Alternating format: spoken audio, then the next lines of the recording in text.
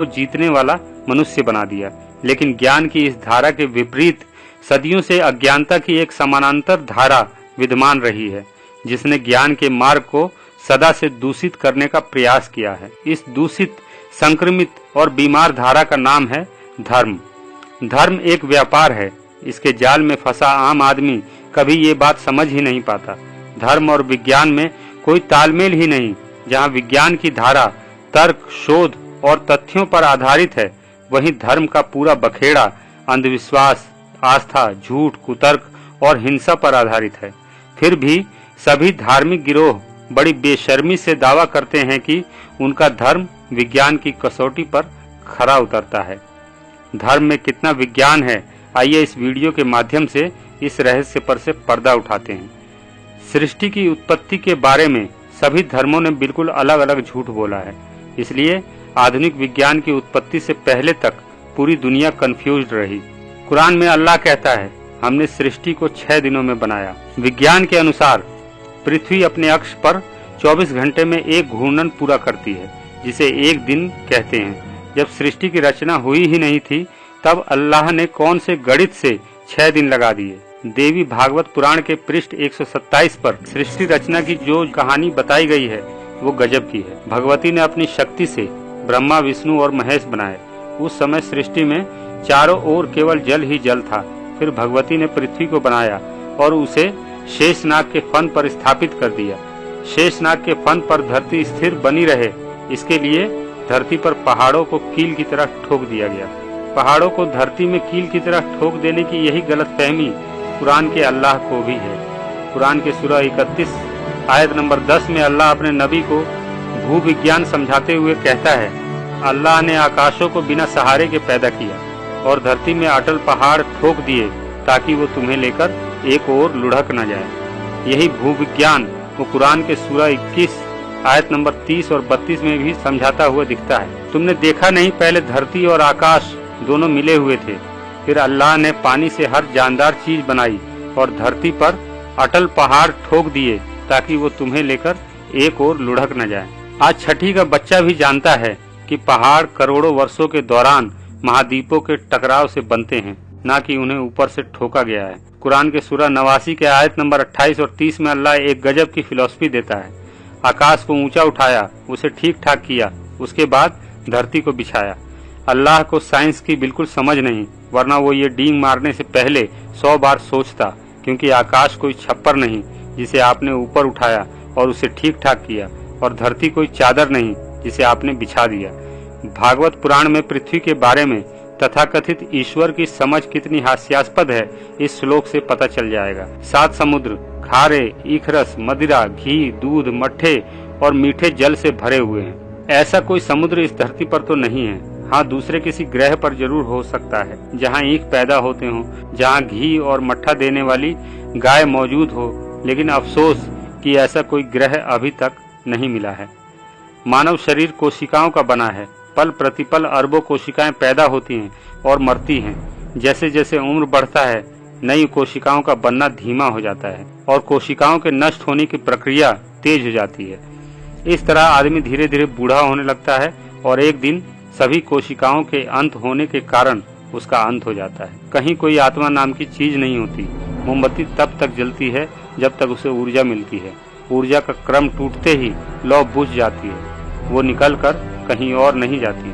लेकिन सभी धर्मों का पूरा बखेड़ा आत्मा और परमात्मा के नाम पर ही खड़ा किया गया है। आत्मा के विषय में गीता कहती है, जैसे एक ही सूर्य पूरी पृथ्वी को प्रकाशित करता है, वैसे ही एक ही आत्मा सारे शरीरों में निवास करती है। आत्मा न जन्म लेती है न मरती है, यह नित्य और सनातन है।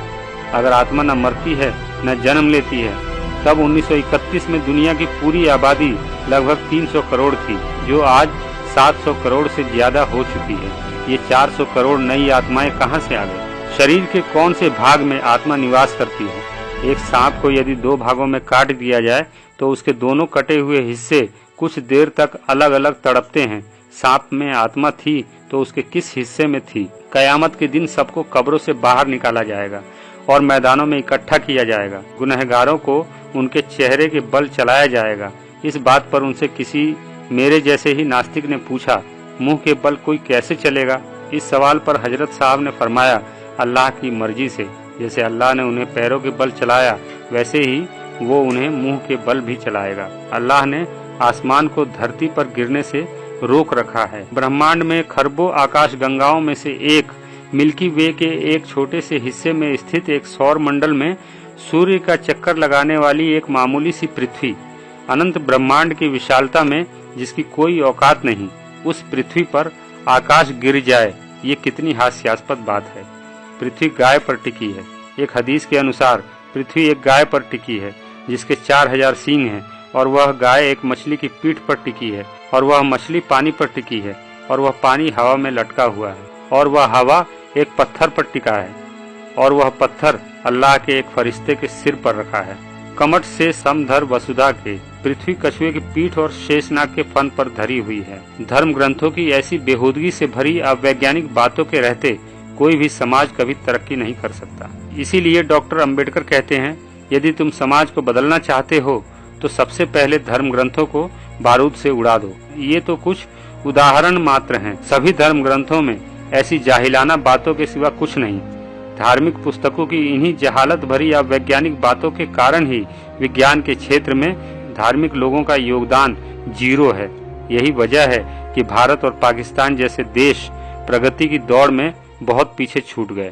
यह भी एक सच्चाई है कि जब पूरी दुनिया अज्ञानता के अंधकार काल में निर्मम प्रथाओं के सहारे कुरीतियों पर आधारित संस्कृतियों को गढ़ने में लगी थी, उस समय भारत में वैज्ञानिक चिंतन की उज्जवल धारा बह रही थी।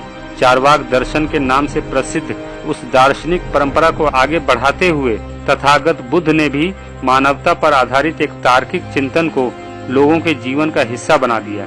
लेकिन धर्म जिन लोगों के लिए धंधा था, उन लोगों ने भारत से उस अनमोल चिंतन को पूरी तरह बर्बाद करते हुए उसके स्थान पर शोषण और पाखंडों पर आधारित एक ऐसी व्यवस्था थोप दी जिसकी वजह से ये मुल्क 2000 वर्षों तक गुलाम रहा। आज भी तर्क और ज्ञान का गला घोटा जा रहा है, जिससे समाज में अज्ञानता बनी रहे। ज्ञान की धारा निरंतर बहती रहनी चाहिए, इसी में संपूर्ण मानवता का कल्याण है। लेकिन ज्ञान के मार्ग में सबसे बड़ा अवरोध धर्म और धार्मिक मान्यताएं ही हैं, जिन्हें ध्वस्त किए बिना विश्व कल्याण की बात करना भी व्यर्थ है। धर्म एक व्यापार है, इसके जाल में फंसा आम आदमी कभी ये बात समझ ही नहीं पाता, क्योंकि धार्मिक गिरोहों का प्रचार तंत्र बहुत मजबूत है। किसी भी मजहब की बुनियाद झूठ, शोषण और पाखंडों पर ही खड़ी है, जिसे कायम रखने के लिए समय समय पर उन सभी धर्मों को हिंसा का सहारा लेना पड़ता है। विज्ञान की रोशनी से धार्मिक जहालत के अंधकार को भगाया जा सकता है, लेकिन शासक और शोषक जमात ऐसा कभी होने नहीं देगी। महापंडित राहुल सांस्कृत्यायन के शब्दों में कहें तो मनुष्य जाति के शैशव की मानसिक दुर्बलताओं और उससे उत्पन्न मिथ्या विश्वासों का समूह ही धर्म है। यदि उसमें और भी कुछ है तो वह है मुल्ला, पुरोहितों, सत्ताधारियों और शोषक वर्गों के धोखे फरेब, जिससे वह अपनी भेड़ों को अपने गले से बाहर नहीं जाने देना चाहते।